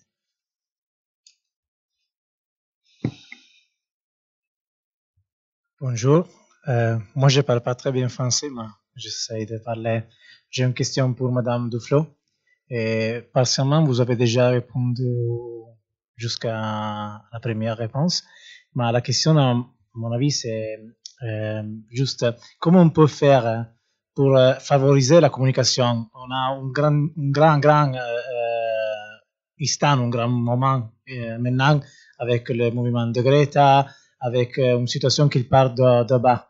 Et aussi pour les pays, comme vous avez dit, moins riches pour l'instant, mais aussi ici, on a des personnes qui discutent que c'est pas vrai le réchauffement climatique et choses comme ça. Comment on peut faire pour votre expérience politique à favoriser la communication sur la question et maintenir haute l'attention sur le sujet, sinon ça va être inutile et on perd une occasion. Alors, je pense que quand même la prise de conscience de la réalité du changement climatique, c'est pas la même en 2019 et il y a 10 ans. Il y a 10 ans, il y avait vraiment des débats organisés avec des gens qui contestaient la réalité scientifique. Aujourd'hui, il y en a plus, c'est plus que marginal. Il en reste quelques-uns, et notamment, et ça c'est une des difficultés, je parle pour la France, mais pour d'autres pays européens, parmi les dirigeants politiques. C'est aussi un argument pour leur éviter d'avoir à prendre des décisions qui, à court terme, sont des décisions politiques difficiles, même si elles ont des bénéfices collectifs à moyen terme très importants. Moi, je fais très confiance à la jeunesse. Je le dis, ce qui se passe effectivement autour d'une mobilisation qui est plus une mobilisation d'ailleurs pays par pays, mais planétaire, quelque chose de très important. Parce que je pense que c'est pas du tout la même chose quand on a 75 ans de parler de 2050 et quand on a 15 ans, tout simplement. Et que donc, il est légitime que les jeunes aient une conscience, une volonté, une détermination qui soit très, très, très forte. Moi, je pense que ce qui est important, en tout cas de mon expérience, c'est d'expliquer ces solutions. Alors, qu'est-ce que ça voudrait dire concrètement? Qu'est-ce que ça voudrait dire comme changement de vie? Parce que je le disais, il y a plein de choses qui nécessiteraient qu'on change, mais qui sont pas coûteuses dans nos modes de vie. Vous disiez tout à l'heure, ce qui est compliqué, c'est que ça nous embête. Oui, il y a certains sujets sur lesquels il faut qu'on réfléchisse à pas avoir le même mode de vie que celui qu'on a eu. Mais sur beaucoup, je parle du gaspillage alimentaire, je parle du suremballage, je parle des déchets produits qui sont des déchets inutiles. Ça nous apporte rien en fait, d'acheter une boîte de riz qui fait un tiers de plus que le volume du riz que ça contient, ça ne fait du bien à personne. Et je veux dire, si on diminuait d'un tiers tous nos emballages, ça priverait de rien. Donc il y a tout un tas de dispositions qui ne mettent pas en cause notre propre mode de vie, et il y en a d'autres qui effectivement nous imposent de changer. Mais je pense qu'il y a, en tout cas, le pari que je fais et qu'Oxfam fait, au travers de ce que nous on appelle le pouvoir citoyen, c'est de dire que par la connaissance, que par le partage des informations, que par la transparence, que par l'accès, c'est pour ça que Oxfam produit beaucoup de rapports et documente la situation, l'intelligence collective de l'humanité pourra nous permettre d'agir. C'est un pari, mais peut-être que c'est mon pari philosophique à moi. Je pense quand même que globalement, et d'ailleurs l'expérience, un autre élément, je vais ajouter, qui est très intéressant, les travaux de Wilkinson, qui est un épidémiologiste, montrent que les sociétés inégalitaires sont des sociétés où la santé de toute la population se dégrade, y compris les plus riches. C'est-à-dire que dans une société très inégalitaire, les plus riches sont plus malades et ont moins bonne santé, notamment pour cause de stress, que dans des sociétés égalitaires. Sans doute parce que justement nos racines d'espèces nous rappellent que c'est pas très logique ce niveau d'inégalité. Et dans le dernier rapport d'Oxfam que je vous invite à lire, il est sur notre site, un milliardaire danois, je crois la plus grosse fortune danoise, qui paye des impôts très importants, explique la différence entre sa situation et une de ses amies qui vit au Brésil, à Rio de Janeiro, dans un appartement magnifique, duplex, complètement vitré, au-dessus de la baie. Mais pour arriver dans son appartement, il faut franchir d'abord les grilles du lotissement, avec un garde, avec à chaque déplacement, il y a un miroir qui est passé sous la voiture pour vérifier qu'il n'y a pas de bombe accrochée sous la voiture. Puis ensuite, il y a un premier sas où on doit passer sous un portique, puis un deuxième sas. Et il me dit, tous les jours où elle rentre chez elle, dans son super appartement, elle franchit 2 sas où elle doit passer dans une machine et mettre son sac pour vérifier, etc., etc. Et ben en fait, matin et soir, ça doit s'imprimer quelque part chez elle.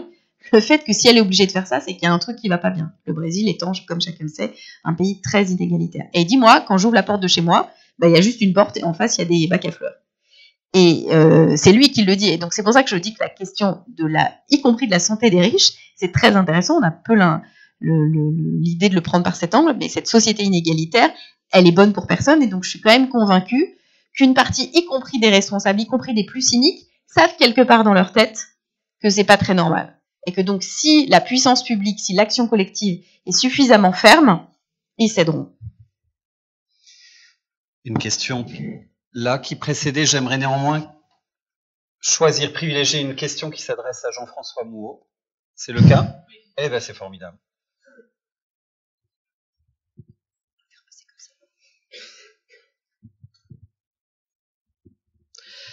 Bonsoir, j'ai beaucoup apprécié votre exposé parce qu'avec mon mari, nous sommes chrétiens, catholiques et engagés en protection de la nature. Donc les débats qu'on a ce soir sur le plan politique et le plan spirituel, c'est des débats qui finalement nous sont très familiers. Et alors ma question, ça serait, à partir des convictions que vous avez exposées, comment est-ce que vous, quand vous agissez en Europe, sur un continent où effectivement la religion est moins présente, où l'idée de Dieu est moins familière, comment est-ce que vous arrivez à convaincre ceux avec qui vous travaillez qu'un chrétien qui agit pour l'environnement n'est pas quelqu'un qui a uniquement une vision, j'allais dire, conceptuelle d'un sauveur miracle, mais que c'est aussi, mais que cette foi a aussi une traduction politique, mais au sens noble du terme, pas forcément d'engagement dans un parti, mais dans des actions concrètes. Quels arguments vous arrivez à mettre en avant? Parce que c'est souvent là qu'on bloque en Europe, nous les chrétiens engagés dans la protection de l'environnement, expliquer comment on arrive à concilier les deux et pourquoi notre foi nous met en mouvement concrètement. Merci. Alors, merci, il y a beaucoup de choses dans votre question. Je voudrais dire d'abord que effectivement, pour pas qu'il y ait de malentendus, à aucun moment je ne prêche pour s'asseoir dans un fauteuil et attendre que Dieu nous sauve, hein. Donc c'est absolument pas ça. Et je suis tout à fait reconnaissant à Cécile Duflot et aux organisations qui ont mis en route, par exemple, la pétition l'affaire du siècle, hein, que j'ai signée. Et je suis pas du tout en train de dire que, au contraire, même je vous encourage fortement à contacter votre député. Moi, j'ai été voir un député il y a quelque temps, quand j'habitais en Angleterre, pour parler du changement climatique. Il m'avait dit que c'était la première fois qu'il avait quelqu'un qui venait le voir, qui n'était pas pour lui demander de régler un problème personnel. Donc, c'est pour dire que allez voir vos députés, signez les pétitions. Et engagez-vous. En aucun cas je remets en cause ça. Simplement, ce que j'ai essayé d'expliquer, peut-être pas très bien, mais c'est que la perspective avec laquelle je le fais est différente. C'est-à-dire que je n'attends pas, et là je pourrais revenir sur ce que vous avez dit, mais c'est pas le sujet de la question maintenant, sur mon espérance, elle se place pas, parce que malheureusement je suis peut-être plus pessimiste que vous sur la capacité de l'homme à réagir face aux problèmes climatiques. Mais je suis pas non plus fermé. J'espère que vous avez raison. Voilà. Alors, ceci dit, pour répondre plus précisément à votre question, donc, quand on s'adresse à une audience chrétienne, la façon dont je présente les choses, c'est de dire que finalement les deux principaux commandements de Dieu, c'est premièrement, tu aimeras Dieu de tout ton cœur, de toute ton âme, de toute ta force, etc. Et tu aimeras ton prochain comme toi-même. Or, ces deux principaux commandements que Jésus rappelle dans les évangiles, c'est là-dessus qu'on se base pour dire qu'en tant que chrétien, il est aberrant de pas s'occuper de la création, de la sauvegarde de la création, de la protection de l'environnement. Pourquoi? Parce que si on aime Dieu, on peut pas, je la fais très courte, hein, mais si on aime Dieu, on peut pas laisser détruire la création que lui-même a jugée bonne au départ, qu'il nous a donnée. Donc si on aime Dieu, on peut pas ne pas s'en préoccuper. Ça, c'est la première raison. La deuxième raison, et là je rejoins tout à fait ce que vous avez dit, c'est-à-dire que Cécile Duflot a bien expliqué que les problèmes environnementaux, c'est aussi fondamentalement des problèmes de justice, d'inégalité entre les pays, entre les citoyens à l'intérieur d'un même pays. C'est principalement les pauvres qui sont, comme par hasard, à côté des décharges et des usines d'incinération dans nos villes. De la même façon qu'au niveau global, on a vu que le changement climatique affecte principalement les pays pauvres. Les pays du Sud, alors que c'est principalement les pays du Nord qui sont responsables. Donc, si on prend au sérieux l'enseignement de Jésus, d'aimer, enfin pas que de Jésus, hein, de toute la Bible, d'aimer son prochain comme soi-même, eh ben, on ne peut pas faire autrement que de prendre au sérieux ces questions. Et si on prend au sérieux ces questions, et là je rejoins aussi tout à fait ce que vous avez dit, et c'est pas individuellement qu'on va s'en sortir. Donc là, je pense que il y a beaucoup de problèmes dans les présentations de l'évangile qui sont faites dans toutes les églises, hein, catholiques, protestantes, etc. Il y a toujours des choses à redire, malheureusement. Et il y a une présentation de l'évangile qui a été faite à un certain moment de l'histoire, notamment aux États-Unis dans les années 1950-1960, peut-être, qui insistait beaucoup sur le salut individuel. Hein. Alors, et ça, c'est pas malheureusement, c'est une mauvaise interprétation, je pense, du message de la Bible qui parle de l'importance de la collectivité, de l'importance que quand il y a quand le peuple d'Israël dans l'Ancien Testament se comporte mal, c'est pas juste un individu, c'est le peuple qui est mis en cause et que Dieu reprend. Et là, on est exactement je rejoins tout à fait ce que disait Cécile Duflot, on est exactement dans un cas de figure comme ça. C'est pas si aujourd'hui je mets à l'époque, hein, vous savez, il y a 10 ans, on disait il faut tout changer les ampoules à incandescence, il fallait mettre des ampoules basse consommation, puis après des LED, il y avait un journaliste anglais qui disait moi je peux mettre autant de LED que je veux dans ma maison, mais mon voisin qui a décidé d'allumer 1 million d'ampoules, c'est une histoire véridique, pour Noël parce que ça lui plaît, il annihile absolument tous les efforts que moi je peux faire. Hein. Et puis cet exemple-là un peu ridicule, ça s'applique aussi au niveau des États. On entend beaucoup ça. Ah bah oui, nous on réduit en France, mais de toute façon ça sert à rien parce que la Chine, parce que l'Inde augmente, etc. Donc là, on est bien d'accord que si on est interpellé par ces questions, il faut on peut pas se contenter d'actions individuelles. Il faut aller interpeller les politiques. Alors là où par contre je serais plus pessimiste, c'est que malheureusement, je vais vous raconter une histoire. Il y a quelques temps, dans le centre que je dirige à côté de Nice, on a lancé un mouvement qui s'appelle Église verte, avec d'autres partenaires, hein, qui est œcuménique, et il se trouve qu'on avait organisé une semaine de formation pour les cadres d'Église verte. Donc c'est un programme qui vise à sensibiliser les églises catholiques protestantes aux questions d'écologie, d'environnement. Parce que finalement, l'Église, c'est la plus grande ONG du monde. Il y a 2 milliards de membres. Alors si on arrive à mobiliser l'Église, je peux vous dire que si tous dans la salle déjà là vous devenez des ambassadeurs et que vous allez motiver les gens dans vos églises, je peux vous dire que ça peut, même au niveau de Lyon, ça peut déjà faire du changement. Donc on encourage vraiment cette mobilisation. Mais pour revenir à l'exemple que je voulais donner, il y a quelques temps, donc on a présenté dans le cadre de ce séminaire Église verte, de formation de ces cadres Église verte, on a projeté un documentaire qui s'intitule, alors j'arrive pas à prononcer le titre parce que c'est Iradzu, c'est l'association Alternativa, je sais pas si vous connaissez, qui est une association qui vise justement à mobiliser des citoyens autour des questions principalement de changement climatique. Et il y a un documentaire qui est très intéressant, que je vous encourage à voir, qui retrace un petit peu l'action de cette association Alternativa avant et pendant la COP21 à Paris, la conférence sur le climat. Et il y avait donc une personne qui a présenté ce documentaire qui disait justement tout l'espoir qu'elle avait dans ce genre de mobilisation. Et je lui avais dit à l'époque, écoute, moi j'ai un peu des doutes parce que malheureusement je suis pas sûr que quelques dizaines de personnes, même très motivées, peuvent vraiment faire le poids face à une mobilisation massive de citoyens pour d'autres choses qui vont à l'encontre de l'écologie. Et j'avais en tête j'habitais donc je vous l'ai déjà dit en Angleterre pendant plusieurs années, et il y avait une grosse manifestation à l'époque où Gordon Brown, je crois, c'était lui qui était Premier ministre à ce moment-là, avait décidé d'augmenter la taxe sur les carburants déjà, et il y avait une énorme manifestation qui d'un seul coup avait bloqué tout le pays, et le gouvernement avait immédiatement reculé. Et quand je donnais cet exemple, c'était à quelques semaines avant le début du mouvement des Gilets jaunes. Et là, on voit bien la personne en question, d'ailleurs, est maintenant plus ou moins, si j'ai bien compris, un peu en dépression à cause de ça, parce que le mouvement des Gilets jaunes l'a énormément affecté, parce qu'elle se disait, bon, on va y arriver, puis d'un seul coup, il y a le mouvement des Gilets jaunes. Alors, je ne vais pas débattre du bien fondé du mouvement, etc. Je pense qu'il y a ça exprime aussi des lassitudes et des injustices vraies, mais la base, le déclencheur, ça a été la fiscalité sur le carburant. Et là, on voit bien que, c'est ce que je disais, dans ce documentaire d'Alternativa, on voyait un groupe de personnes qui, de façon non violente, essayaient de bloquer, sans vraiment réussir d'ailleurs, une conférence de Total sur le pétrole offshore. Ça a dû faire la une des journaux, peut-être, de Pau, parce que ça se passait à Pau, pendant un jour ou deux, et puis ensuite tout le monde a oublié cette histoire, et on voit par comparaison le poids politique des Gilets jaunes face à ce poids d'Alternativa. Moi, je voudrais dire une chose sur Gilets jaunes versus écologie. Justement, ça, c'est ce que je disais sur la question du lien inégalité-climat. En fait, on pourrait dire, et au tout début du mouvement des Gilets jaunes, et voilà, on avait mis en place une taxe carbone, elle se développe, et tout d'un coup, il y a une mobilisation contre cette taxe carbone et elle s'arrête. Sauf que la réalité, c'est que une partie de ce qui a nourri la mobilisation contre la taxe carbone, c'est de dire, c'est pas vraiment une décision en faveur de l'écologie, pour deux raisons.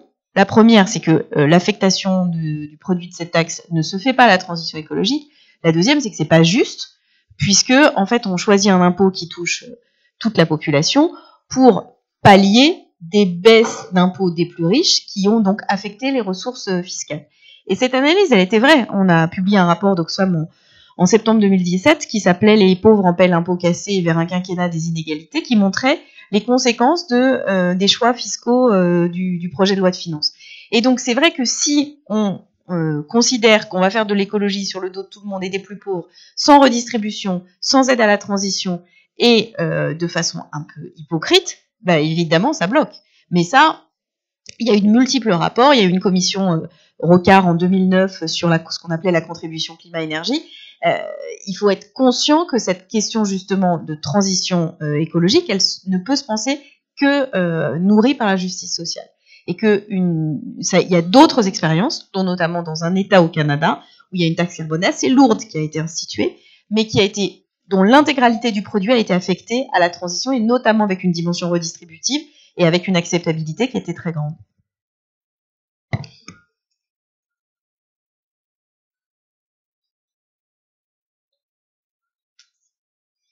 J'ai une question pour Monsieur Jean-François. Comment vous voyez la coopération entre l'homme et Dieu pour prendre soin de la planète? Alors, comme je le disais tout à l'heure, je pense que d'abord, c'est un commandement de Dieu de prendre soin de la planète, de prendre soin de sa création, pour les raisons que je viens d'expliquer, que c'est à la base des deux principaux commandements de la Bible. Donc, je ne sais pas si Dieu attend de nous une collaboration, il attend déjà de nous une obéissance. Hein, donc c'est la première chose. Dieu, dans ma conception, qui peut effectivement être débattue, hein, mais il est tout puissant. Il n'a pas besoin de l'homme. Mais par contre, il choisit, ça me paraît évident au travers de ce qu'on lit dans la Bible, il choisit d'utiliser l'homme. Alors là, c'est pour des raisons que je ne peux pas m'expliquer, j'aurais tendance à dire je comprends pas, parce que vu toutes les bêtises que fait l'homme un peu en permanence, si j'étais Dieu, j'aurais pas envie de lui confier beaucoup de responsabilités. Mais le fait est que Dieu, pour des raisons qui lui sont propres et que je ne connais pas, choisit de nous responsabiliser. Et il nous demande donc de prendre soin de sa création, il nous donne la tâche d'en prendre soin. Et donc collaboration, je pense pas que c'est véritablement une collaboration, mais si ce n'est dans ce que j'expliquais tout à l'heure avec la parabole de la multiplication des pains. Enfin, c'est pas une parabole, mais l'histoire de la multiplication des pains dans la Bible, c'est ce type-là de collaboration que j'envisage. C'est-à-dire que Dieu nous encourage à nous engager, à travailler pour la sauvegarde de la création, et ensuite, moi, mon espoir et ma foi, c'est qu'il va démultiplier ça. Voilà. Je sais pas si j'ai répondu à votre question.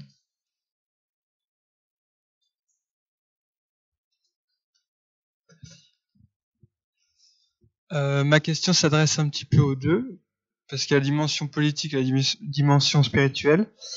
Je pars du constat que aujourd'hui il y a un manque de spirituel, du bon sens spirituel dans notre société, qu'on peut retrouver dans le christianisme et dans plein de religions, l'humilité, le partage, la fraternité, etc.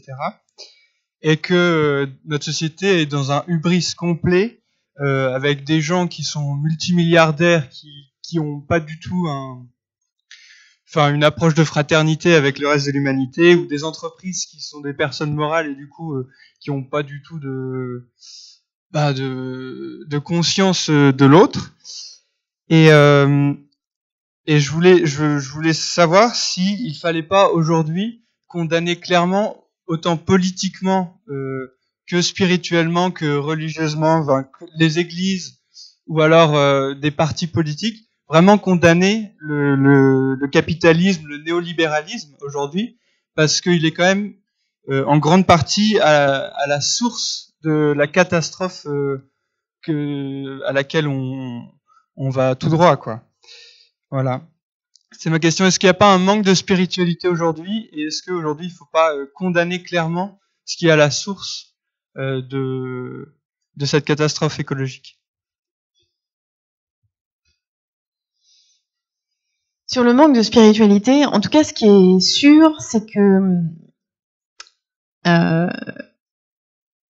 c'est pas une parabole, c'est le Petit Prince. Vous devez peut-être connaître ce moment où il atterrit sur une planète où il y a un monsieur qui fait des additions, et il n'arrête pas de faire des additions en répétant « je suis un homme sérieux, je suis un homme sérieux ». Et c'est un peu ce qui nous arrive notamment avec la logique financière, qui est devenue une logique qui apparaît comme très rationnelle, comme très mathématique, alors qu'en fait, ça a quel sens des échanges financiers au rythme de la seconde? Ça a quel sens d'avoir des choix d'arbitrage d'investissement pour le moyen ou le long terme basés sur des décisions financières ultra court-termistes?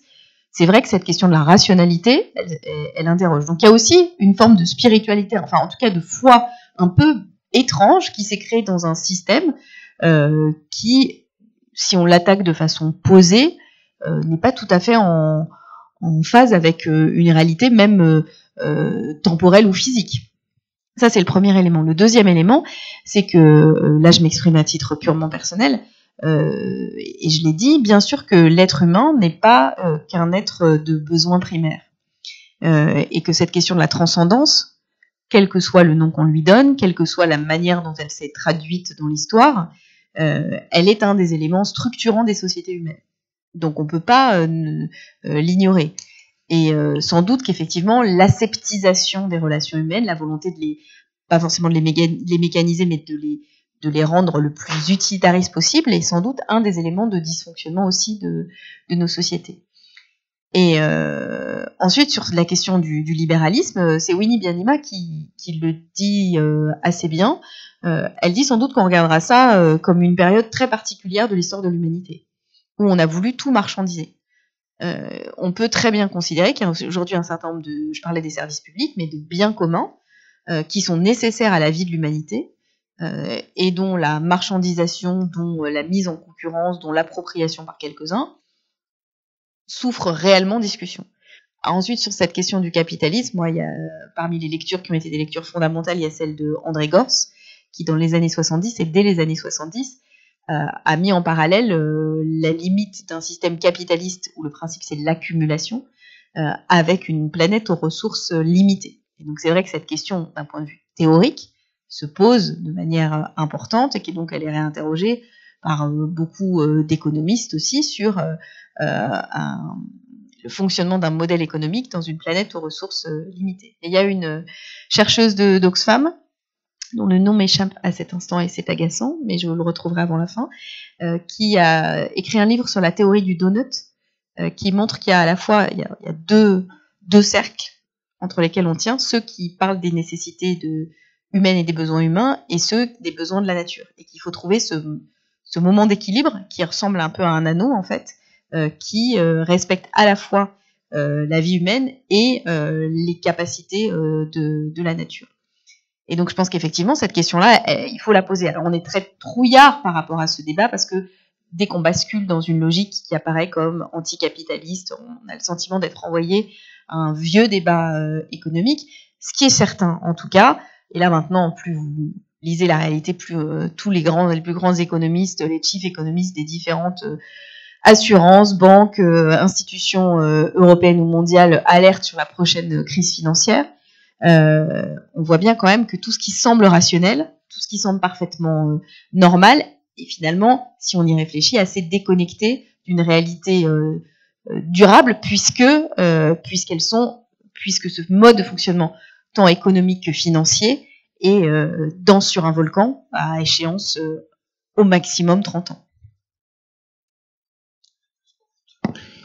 Alors, pour répondre à la question, je pense que la Bible parle énormément du problème lié à l'argent et à l'amour de l'argent. Je pense à un verset de Timothée qui dit « L'amour de l'argent est la racine de tous les maux ». Et je pense que voilà, Jésus parle aussi beaucoup de l'amour de l'argent et met en garde contre l'amour de l'argent. Et je pense effectivement c'est une des raisons principales aujourd'hui du désastre dans lequel on se trouve, cet amour de l'argent. Donc là-dessus, il n'y a pas de doute sur la vision biblique, je crois, de l'argent. Je pense, pour répondre plus spécifiquement sur le capitalisme, c'est la propriété, vous pouvez chercher dans le Robert, la propriété privée des moyens de production. Alors je précise ça parce que souvent quand on parle de capitalisme aujourd'hui, on ne se réfère pas à la définition réelle du capitalisme. Il y a une espèce de projection de pas mal de choses sur le capitalisme. Donc, par rapport à la propriété privée des moyens de production, et c'est là qu'effectivement on revient à un vieux débat capitalisme, communisme, ou nationalisation des moyens de production. Je pense que on est tous d'accord sur le fait qu'il y a des problèmes extrêmement graves dus aux dérives du capitalisme, à la financiarisation, ce que vient d'expliquer Cécile Duflot, et là je suis tout à fait d'accord. Par rapport à la question de est-ce que c'est vraiment le capitalisme défini comme je viens de le dire, c'est la définition du Robert, sur la propriété privée des moyens de production, là je suis pas sûr qu'il y ait un meilleur modèle jusqu'à présent, parce que jusqu'à preuve du contraire, je suis historien, le modèle soviétique, qui était un modèle au départ tout à fait partant d'une bonne intention, hein, de mettre en commun à chacun selon ses besoins, c'est très bien dans la pratique, dans la théorie, mais dans la pratique, et c'est justement là où justement avec les problèmes écologiques on retrouve un petit peu ces mêmes problématiques-là. C'est très bien dans la théorie, mais dans la pratique ça n'a pas marché. Donc voilà, donc je pense que là c'est des vraies réflexions de fond qu'on peut pas traiter en une ou deux minutes.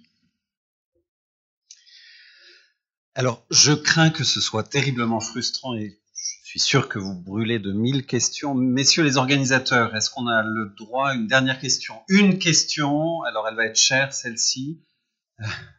Et en effet, il y a un coup près, nous devons évacuer l'université à 21h40 et on veut réserver un petit temps d'amitié de collation juste après. Donc une question, ce sera forcément injuste.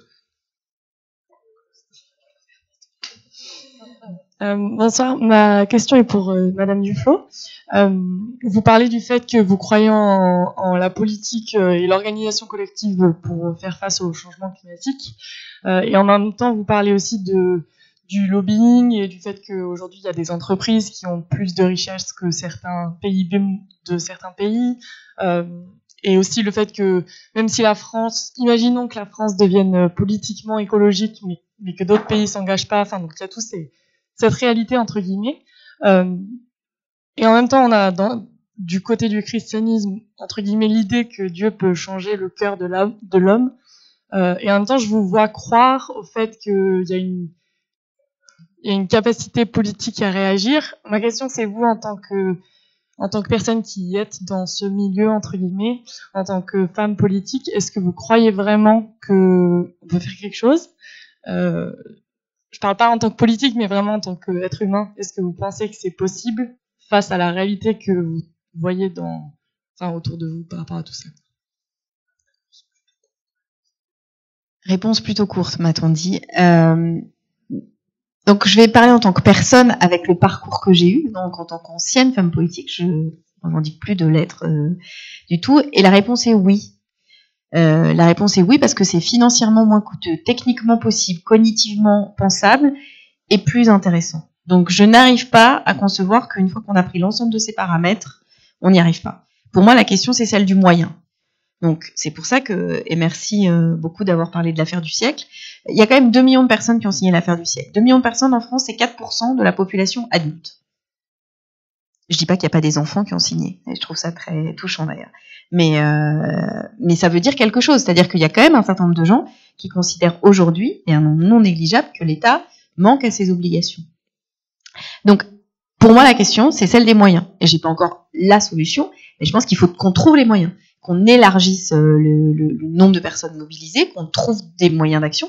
C'est pour ça que je ne condamne pas ceux qui réfléchissent à la désobéissance civique, ceux qui ont d'autres moyens, puisque je dis que j'ai pas la solution. En revanche, est-ce que l'horizon est atteignable? Oui. La force des lobbies, elle est parce qu'on leur laisse. C'est peu de personnes, hein, en termes de nombre, c'est peu de personnes, c'est beaucoup de moyens financiers, et ça spécule sur la faiblesse des politiques. Mais pour avoir vécu de l'intérieur, je sais qu'on peut aussi, enfin c'est normal que les lobbies existent, qu'ils essayent de faire pression sur vous, voire de vous menacer, mais qu'ils ne tiennent pas non plus la main des politiques qui signent les décrets. Et que si un politique décide que oui, il a bien entendu, il a bien vu, oui, il a bien eu plein d'articles qui lui salissaient sa réputation, mais qu'il va tenir bon, bah il peut tenir bon. Donc les lobbies, ils ont la place qu'on leur laisse. Et donc je suis absolument convaincue que l'horizon est atteignable. Je suis pas encore totalement certaine des moyens à utiliser, et c'est pour ça que tous ceux qui s'y emploient, qui essayent de réfléchir à d'autres moyens, je mettrai jamais en cause d'autres façons et d'autres approches. Mais j'y crois, peut-être avec la même foi qu'il faut avoir pour avoir foi en Dieu. Peut-être c'est plus facile de croire en Dieu que de croire en l'homme d'ailleurs, mais je suis convaincue que, en tout cas, l'ensemble des éléments objectifs, scientifiques, techniques, c'est le dernier rapport du GIEC, ils existent. On n'est pas, il y a des situations dans lesquelles vous êtes face à une impossibilité. S'il fallait, par exemple, empêcher les cyclones, aujourd'hui, on n'a pas la capacité technologique d'empêcher des cyclones. C'est pas ça qui nous est demandé. C'est pas quelque chose qui est hors de portée. C'est quelque chose qui est à notre portée, mais qui manque de volonté. Voilà, nous rendons l'antenne maintenant.